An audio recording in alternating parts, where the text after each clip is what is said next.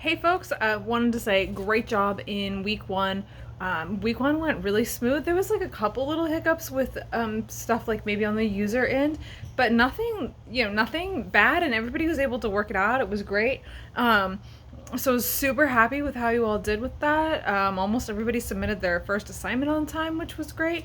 And there was very few problems with Flipgrid, which normally when there's problems with Flipgrid, it's on the user end. But part of the point of that assignment was actually to get you to learn how to use Flipgrid because you're going to be using that throughout the semester. So great job with that. Obviously, first week, hopefully it's not a hard week. I feel like the challenge of the first week should just be like literally figuring out what it is you're supposed to do. So the whole first week is literally to try to train you into what it is you're doing and what it is you're going to be doing, and then also to give you help you get to know like me and your classmates, and for me to get to know all of you and to just get set up. So this coming week, week two, what we're going to be doing, we're going to start getting into the content unit. So you can take a look in Canvas what the specifics are, but it's just like getting your feet wet with the course, kind of defining what some of those terms are, thinking about what some of the key elements for the content of the class are. And also, you should have watched at least 3 Flipgrid videos of other students, right? Because you had to reply to them. You might have watched more. I know a lot of times people watch more. And I had the privilege of watching all of them. So, because I watched every single one and I replied to all of you. And I wrote down a couple things that, because I watched all of them, I got to hear all of your tips. And so I was like, I'm going to tell them a couple of the tips, not just the ones that were most common, but the ones that I thought were like super useful and I hadn't maybe thought to say it out loud. So, over and over again, you all said pay attention to due dates. Yes, clearly we need to pay attention to due dates. Now, they are all in Canvas, right? So it's not, and the due dates, I mean, unless something happens, they're not going to change. There might be some, or maybe there's an error. Hopefully there's no error, but people are imperfect. But point being is the due dates are already all in Canvas, so you don't want to really say, I didn't know that something was due, because it's all there. You can go look in your to-do list, or you can look at the course calendar. I mean, there's a bunch of different places where you can get that information, and it comes up for you every week on Canvas too, like the stuff that you need to do. I would really recommend, and it's also at the beginning of every module, which always launches at the beginning of the week. And it's also typically in a course announcement. So it's in multiple places, the stuff that's due. And write that stuff down. Make yourself a to-do list. Set up notifications that go to your phone or your email, whatever it is you check the most. You want to make sure you're getting those.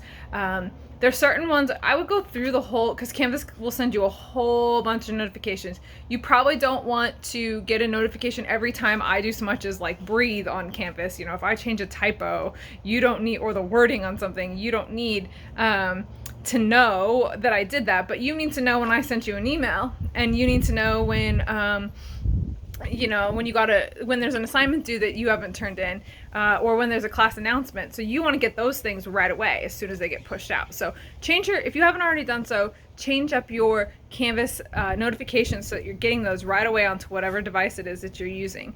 And also, I said this a minute ago, but make a list of all of those due dates, whether it's a list in your notebook or on a calendar, or you set a calendar in your phone. It doesn't matter, but pick the one that you check the most. I am not a calendar in my phone person, so I don't have that on my phone. I have it written down in a calendar. Much more effective for me, but block it all out. I know exactly what weeks all your speeches are, because those are going to be busy weeks for me. I have 75 students giving a speech in 1 week, and I got to figure out how to smush them all in. The timing on that's really, really tight. So yeah, I know that week I better be canceling my social life. It's COVID, so what social life do we all have? But I have to make some adjustments that week. So point being is write that stuff down. It will really, really help you.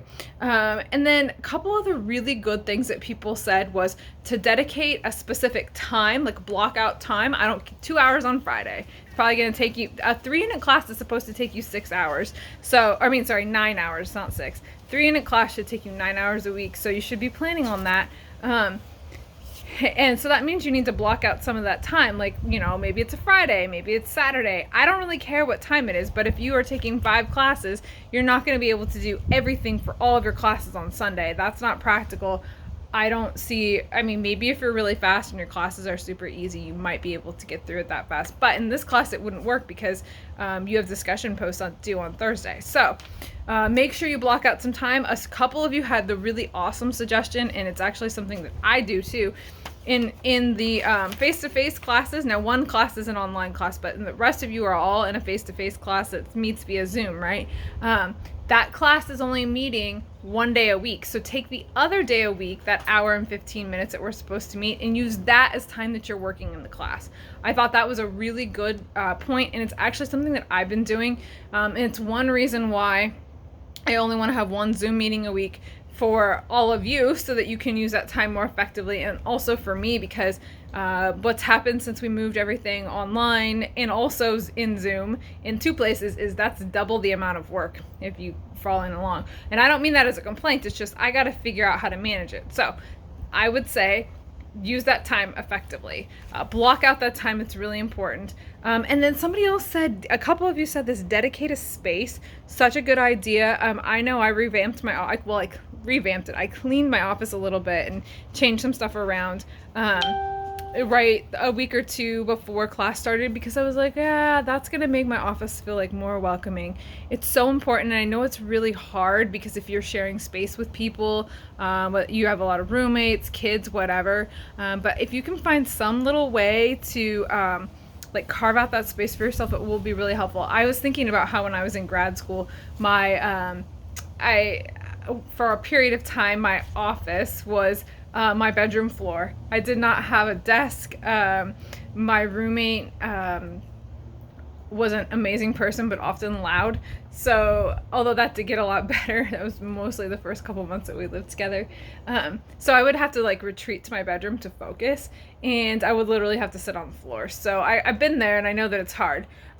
So dedicate some kind of space. Like, I think I did go get a TV tray or something eventually. I couldn't, sitting on the floor wasn't going to work. I was writing a thesis. It wasn't a good idea. So, and then another one that I came up with as people were asking me things, read the instructions. Most of the instructions for this class are going to be like in a list, like here's the steps, 1, 2, 3, 4, 5.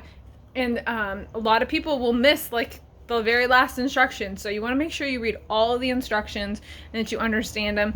Personally, I think I've told you this before, I'm kind of tactile, so I will literally print stuff out, even though that's not very environmentally friendly, and then I will cross it off.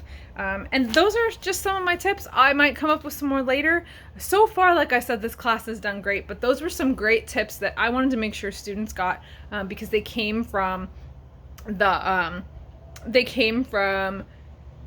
what you all said last week, and so here I am. I'm gonna tell you all then. So this week, finally getting into the content, you're gonna get your feet wet and you're gonna learn what the class is all about. Last week was a training session. This week, content. Not super, it's not gonna be like the heaviest content yet because it's only week 2. We're just getting warmed up. It's early days still. I hope everybody is having a great day, and I will see you, in Zoom or Flipgrid or somewhere online.